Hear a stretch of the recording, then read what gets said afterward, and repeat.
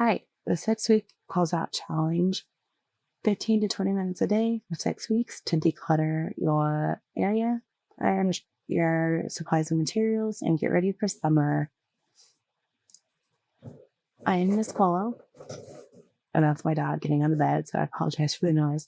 I like to celebrate any step forward and any child with special needs. I want to help them achieve their full potential.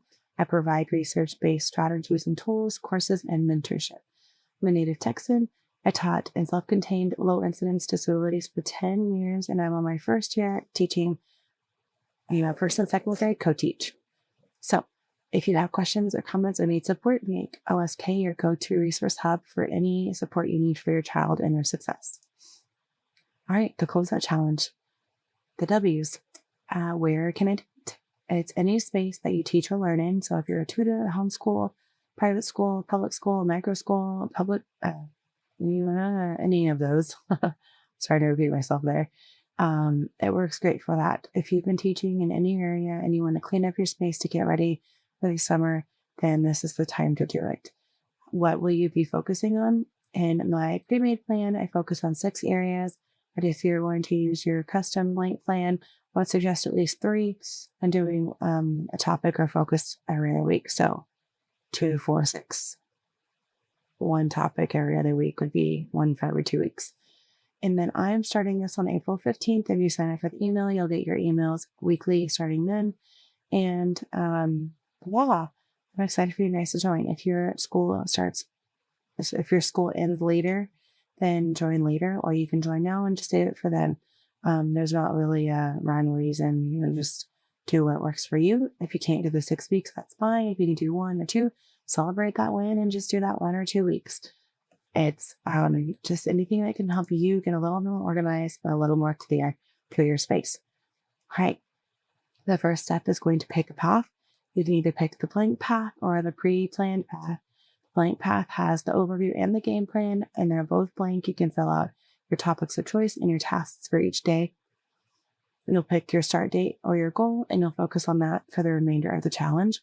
For the pre-planned path, you're going to see a pre-filled overview that gives you ideas for each week and a game plan that gives you tasks for each day, and you'll set your start date, your end date, and customize your goal.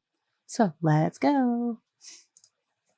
Here it is, the blank plan. You fill in your weekly themes, your areas, or your target. Some ideas would be paper or digital files, math and science and reading manipulatives, your teacher supplies or even student supplies, like when parents bring in a bunch of crayons and you only use 1 pack for the year. Photos on your phone. I don't know about you, but I take a ton of photos. So at the end of the year, I go through and I collect all the photos for that school year, put it in a folder and archive it, or label it archive. So that way I know that school year is all in one place. If you have morning work, assistive technology, devices, equipment, anything like that, you need to put a file away. If you're homeschooled, maybe you need to organize your kitchen because you do teaching in there. So think of different areas that you need to clean up and declutter before the school year, because it's really hard to come back to the beginning of the year when your space is already just unorganized and a mush. So after you get these weekly themes or targets, you're going to break them up into 5 tasks per week, or however many tasks per day you want to do. So that's where your goal comes in. If you want to complete 20 out of 30 days, you're going to put that at the top. Or if you want to complete 15 out of 30 tasks, then you'll put that at the top. As you're going along, share the hashtag with me on social media. So that my phone is on. Let me turn that off.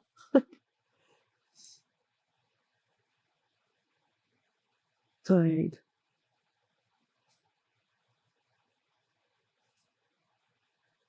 Okay. So if you're on social media, share that with me so I can see your progress. Or if you have something unique that you want me to see, let me know by tagging me at Kolo. Right. The path number 2, the pre-planned path has everything laid out for you with some ideas on what you can focus on. So your files for your computer and your physical files. We all know that there's cabinets that are just filled with papers we don't need.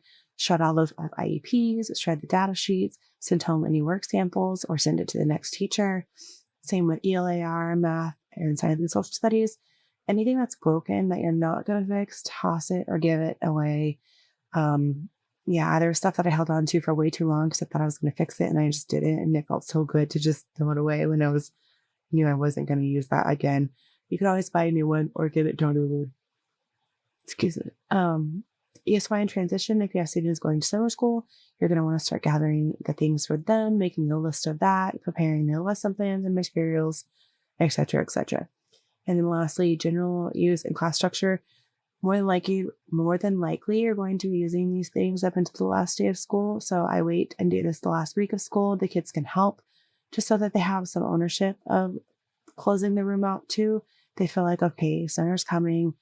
The teacher's not just changing everything on me and like getting rid of all my stuff.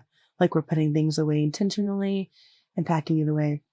So something I love to do is if your classroom has a lot of taped areas, is we collect all the tape and roll it into a big ball. We play like a soccer game at the end of the day, and it's a lot of fun. They enjoy that. So take your overview and now we turn it into a game plan. You can add or change anything on here as well. Anything that doesn't apply to you, don't worry about it. You're going to set your goal also. So these boxes can be for check boxes or for your date. And by the end of the 6 weeks, we'll see if you guys met your goal. I usually don't, but I do know that by the end of it, I have completed more than I would have done if I didn't do this challenge. So take that as a win and celebrate that victory. Okay, so how can you grab this freebie? You're going to click on the link in the description or in this presentation, and it's going to take you to the sign up. You'll send you your email, and then you'll get on the list to get those 6 weeks of reminders. And if you want to be more involved, more accountability, or more ideas, join my Facebook group. We have Freebie Fridays twice a month. I also want to hear those wins with your Terrific Tuesday and your Sweet Saturdays. So share those over on my Facebook group. And then also live trainings. Obviously, this one was a dud. So hopefully my second one will be a lot better. But I have a small group going now, and I'd love to see you guys in there and sharing information. So we'll start the challenge on the 15th. I'll send out emails that's noted on here, and then when everything is scheduled to go out. So I look forward to seeing you guys there. And if you're like, whoa, I can't do that 6 weeks. That's just too much. Don't worry, I've got you. Just download this Decluttering Your Mind freebie. 7 questions of journaling. And journaling has been a game changer for me in 2024. It really it takes your brain and sorts it out. Your brain is not made to store ideas and file them away. It's made to create ideas and be creative. And so when you journal it, you get it out on paper and you get it out of your system, and then that allows your brain to do what it's great at. And so then you don't have to remember, oh, what was that awesome idea I had? Now it's on paper and you can go back and just reference it there. So if you're not up to the 6 weeks challenging of cleaning, then try this out. You'll get it from joining my WhatsApp group. You'll click there, join our WhatsApp group, and the file will be in there ready for you to access. And it's going to talk you through physical clutter, social clutter, how to calm your mind, focusing on what you want the future teacher you to be like, and catching those negative thoughts, because those are huge when you start saying, well, I can't do that. There's no way I can do that. I'm just a messy person. I'm a messy person. I'm like a level 3 hoarder, and I have the worst trouble decluttering. I want to hold on to everything because it has meaning to me. I'm a sentimental and emotional person. And if I am having to give it away, that's like giving away part of me. And that really frustrates me. So finding ways to work around that has been really enlightening and refreshing. I have like a whole area of my craft room in here that's clean and functional. And I'm very excited to be using that. And it's kind of got me on this momentum to do another area of the room or another area. I don't have a classroom this year, but another area of my working space at school. So I hope you guys have found this useful. If you have questions, let me know in the comments. That's sending me back there. Let's see. Next. If you have questions, let me know. DM me comment on this video, I'd be happy to ask. Or if you have a different way of decluttering and organizing your space at the end of the year, then I'm open to it. Even if that's like doing something every quarter, that would be amazing too. So we're not doing it at the end of the year in 6 weeks, but to each their own. We all have our own ways of processing and dealing with things. And so I would love to hear how you guys handle the disorganization in your areas of teaching. I want to thank you all for joining in. I know this technically wasn't live. I'm posting the video after, but thank you for your participation, your sharing, your likes, your comments.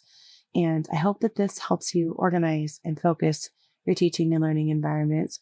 And I want to let you know to keep your eyes peeled for my self-contained basics course going live and launching over the summer. It's 9 weeks long, and it breaks down how to get that classroom ready for those self-contained low incidence students who really need a lot of support.